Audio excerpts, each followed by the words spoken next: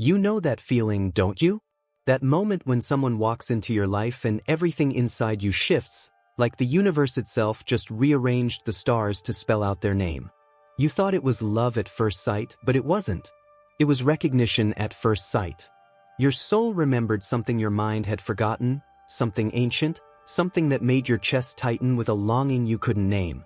And then, just when you started building your dreams around their presence, they left.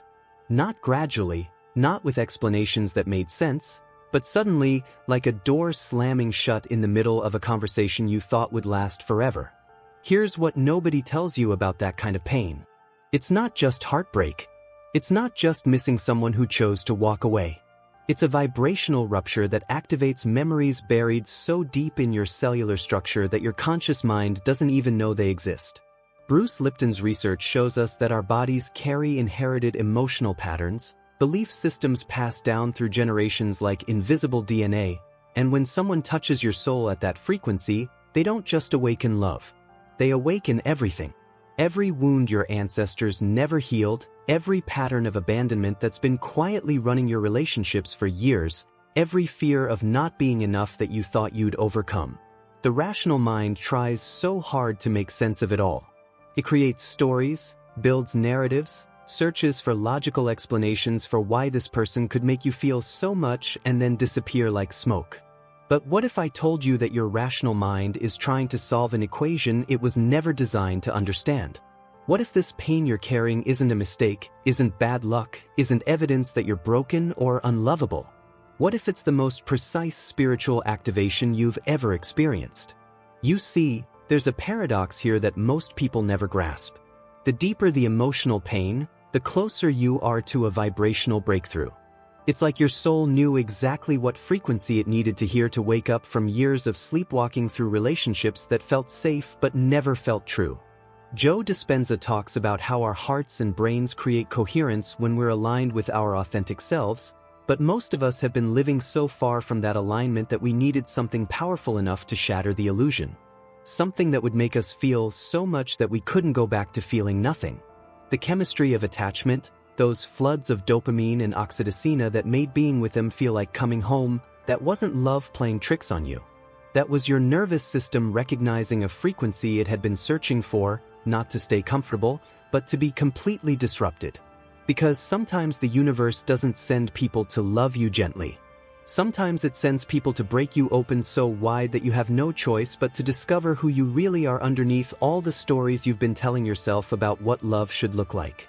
This isn't about the illusion of finding the right love or healing your way back to someone who was never meant to stay. This is about understanding that when your soul bleeds, your consciousness finally wakes up. And everything you thought you knew about love, about yourself, about what you deserve, gets to be rewritten from scratch.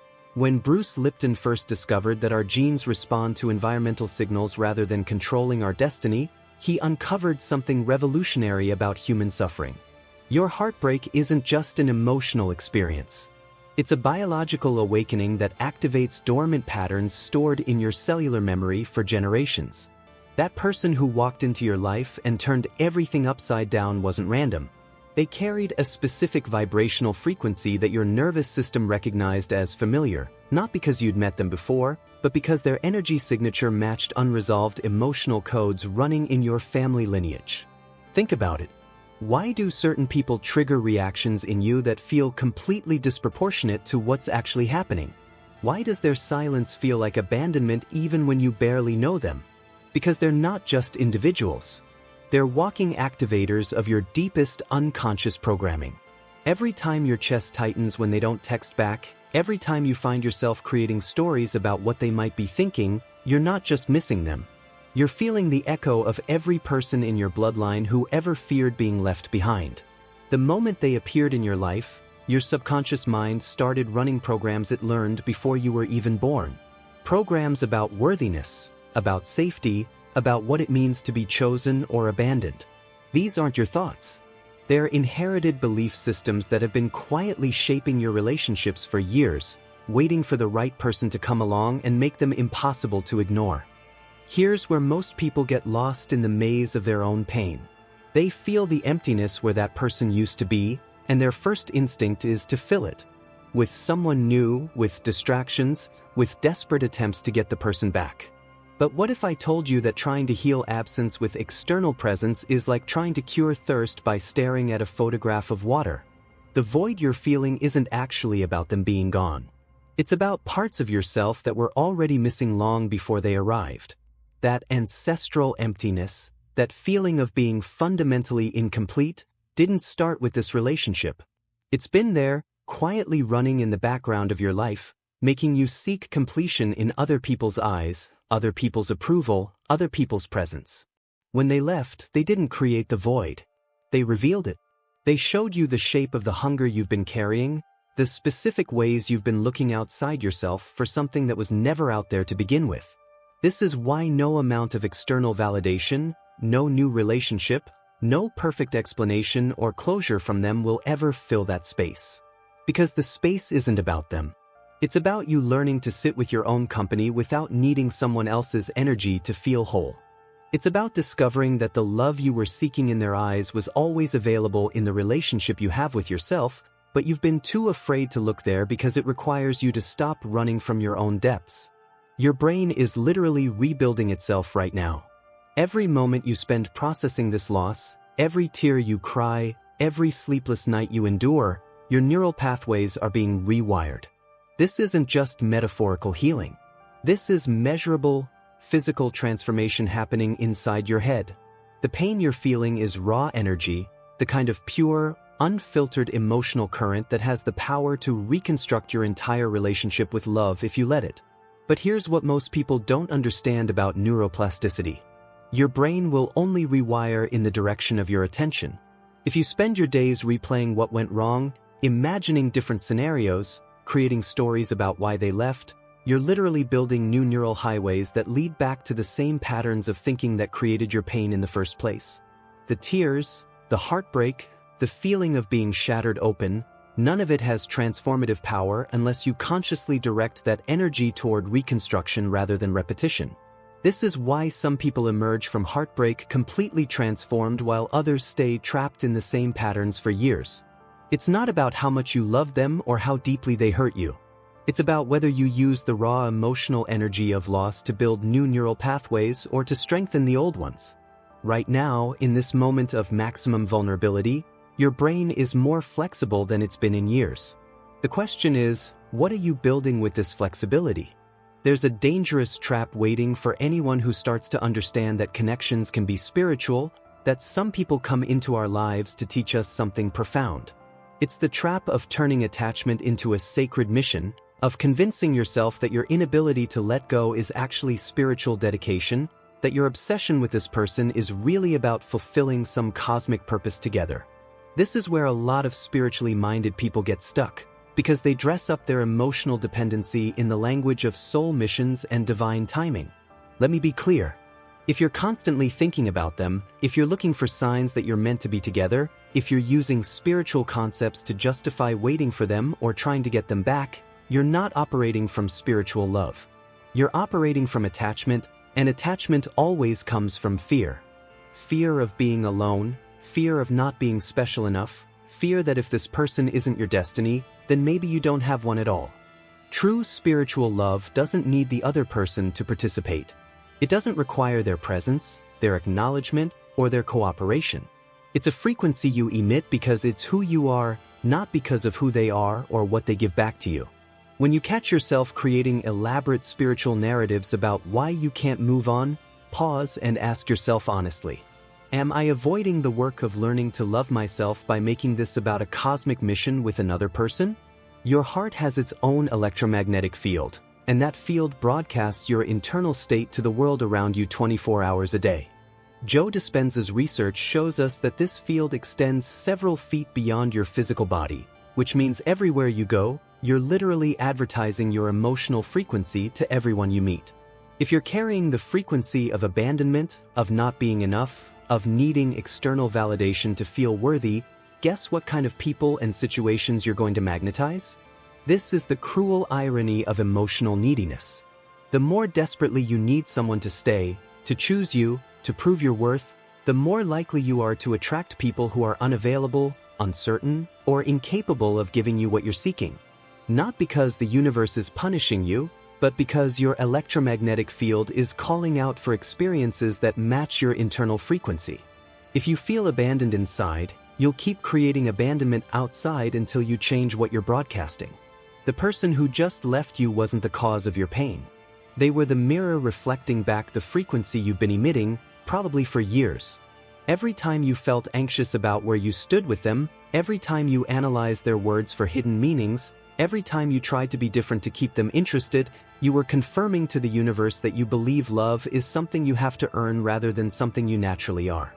Abandonment isn't just an experience. It's a neurological imprint that rewrites your nervous system's understanding of safety, love, and connection. When you were young and someone important left, physically or emotionally, your developing brain made decisions about what that meant about you, about relationships, about how much you could trust love to stay. Those decisions became the foundation for how your nervous system responds to intimacy as an adult. Every time someone gets close to you now, your ancient brain starts scanning for signs of the pattern it learned to expect. It looks for evidence that this person will eventually leave, that you'll eventually be too much or not enough, that love is temporary and pain is inevitable. This scanning happens below the level of conscious awareness, but it influences everything. How you interpret their words, how you respond to their actions, how much of yourself you allow to be seen. The frequency of abandonment creates a self-fulfilling prophecy because it makes you act from a place of preemptive defense rather than authentic connection. You either become clingy, trying to control the outcome through hypervigilance and people-pleasing, or you become avoidant, pushing people away before they can leave you. Either way, you're not relating to who they actually are. You're relating to your projection of the pain that's coming, which usually ensures that the pain does come. That silence that's been eating away at you, that complete absence of communication that feels like they just vanished into thin air, it's not what you think it is. Gregg Braden's work on the field of consciousness shows us that we're all connected through invisible threads of energy, and when someone disappears from your external reality, they're often doing the deepest work they've ever done in your internal reality. Their silence is creating a vacuum that's forcing you to hear your own voice, maybe for the first time in years.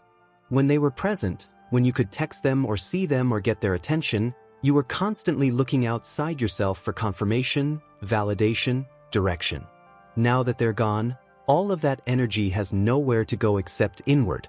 This is terrifying for most people because they've spent years avoiding that inward journey, but it's also the most spiritually productive thing that could happen to you. The field of consciousness doesn't respond to what you say or what you want or what you think you deserve. It responds to what you vibrate, to the frequency you're actually emitting from your core. Their silence is giving you the space to discover what frequency you've been broadcasting when nobody is there to distract you from it. This isn't abandonment. This is activation. The most profound transformation happens not when we're being seen by others, but when we finally learn to see ourselves.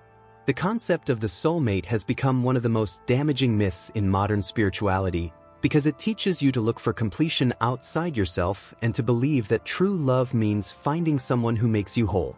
But what if the opposite is true? What if the people who impact your soul most deeply are the ones who come to break you apart, to show you all the ways you've been trying to complete yourself through others? When you idealize someone as your soulmate, your twin flame, your divine counterpart, you're not seeing them clearly. You're seeing your own projection of what you think will save you from having to do the difficult work of becoming whole on your own.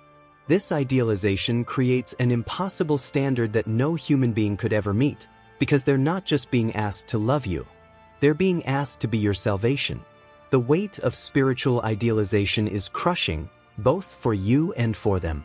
For you, because it keeps you waiting for external rescue rather than taking responsibility for your own spiritual development. For them, because they can feel the pressure of being seen not as a flawed, complex human being, but as a spiritual solution to your internal problems. Most people will run from that kind of pressure, not because they don't care about you, but because they intuitively understand that they can't be what you're asking them to be. Love is not always a blessing. Sometimes it's a spiritual detour that keeps you comfortable in patterns that no longer serve your growth. When you find someone who loves your current version, who accepts your limitations, who doesn't challenge you to evolve, it can feel like home. But sometimes home is the place that keeps you small, that enables your unconscious behaviors, that allows you to avoid the uncomfortable work of becoming who you're meant to be. The person who just left your life might have been the greatest gift your soul could have asked for, not because they loved you perfectly, but because they loved you imperfectly enough to create friction. Friction creates growth. Comfort creates stagnation. If they had stayed, if they had accepted all your patterns without challenge, if they had made it easy for you to remain unconscious, you might have spent years in a relationship that felt good but didn't serve your evolution. On the other hand, some people come into your life specifically to accelerate your awakening, to create enough disruption that you have to choose between staying asleep and waking up. These relationships often feel intense, unstable, impossible to navigate with your old tools. They force you to develop new levels of consciousness, new depths of self-awareness, new capacities for love that you didn't know you had. The question isn't whether the relationship lasts. The question is whether you let it transform you. Right now, you have a choice. You can let this pain become a story about how love doesn't work for you, about how you're destined to be hurt, about how opening your heart is too dangerous. Or you can let it become the raw material for the most powerful spiritual transformation you've ever experienced. The difference lies not in what happened to you, but in how consciously you process what happened to you. The first step is observation without judgment. Instead of trying to fix the pain, resist it, or make it go away, practice sitting with it like you would sit with a friend who's crying. Don't try to solve it or change it or understand it. Just be present with it. Notice where you feel it in your body. Notice what stories your mind creates around it. Notice the urge to escape, to numb, to blame. Observe it all without making any of it wrong. The second step is reprogramming the narrative. Every time you catch your mind creating a story about what this pain means about you, about love, about your future, gently redirect it toward a story of transformation. Instead of, "This always happens to me," try, "This is awakening something powerful in me." Instead of, "I'm not lovable," try, "I'm learning to love myself in ways I never have before." The same experience can become either evidence of your brokenness or proof of your capacity for profound growth, depending on the story you choose to tell about it. You made it. You walked through the fire of understanding and you're still here, still breathing, still capable of love even after everything that's happened. That alone tells you something profound about who you really are. You're not the fragile, broken person your pain tried to convince you that you were. You're not the victim of some cosmic mistake or cruel joke played by the universe. You are someone who loved deeply enough to be transformed by loss, and that transformation was never an accident. Bruce Lipton's research confirms what your soul already knows. Love pain isn't a malfunction in the system.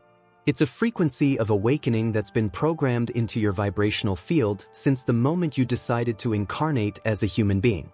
Every heartbreak, every disappointment, every person who walked away was perfectly designed to activate dormant aspects of your consciousness, to break you out of patterns that were keeping you small, to force you to discover reservoirs of strength you didn't know you possessed. The separation you experienced was never really a separation at all. It was a return to the truth that the other person was never your destination. They were your mirror, showing you exactly where your frequency needed to evolve, exactly what beliefs needed to be updated, exactly which parts of yourself needed to be loved back to wholeness. As Neville Goddard taught us, the external world is always reflecting our internal landscape. Every ending is actually an invitation to conscious creation, a chance to rebuild your reality from the inside out. Your pain has become your compass now, pointing you away from relationships built on need and toward connections built on wholeness. Away from love that requires you to shrink and toward love that celebrates your expansion. Away from seeking completion in another person and toward recognizing that you were never incomplete to begin with.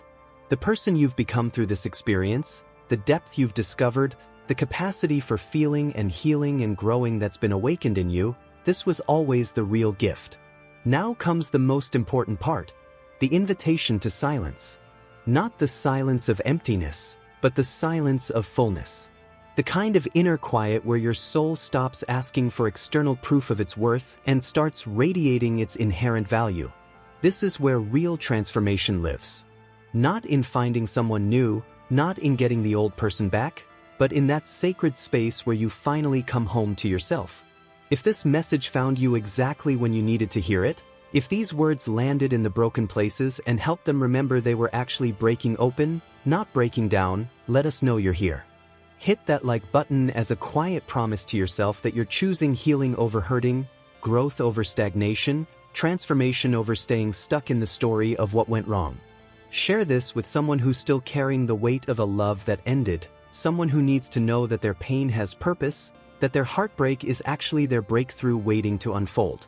Sometimes the most loving thing we can do is remind each other that we're not walking this path alone. And in the comments, tell us what this awakening has revealed to you. What patterns did your pain expose? What strength did your breaking open discover? Your story might be the exact medicine someone else needs to find their way back to themselves. This space isn't just for listeners. It's for souls in transition, for hearts learning to beat in a new rhythm, for anyone brave enough to let their ending become their beginning.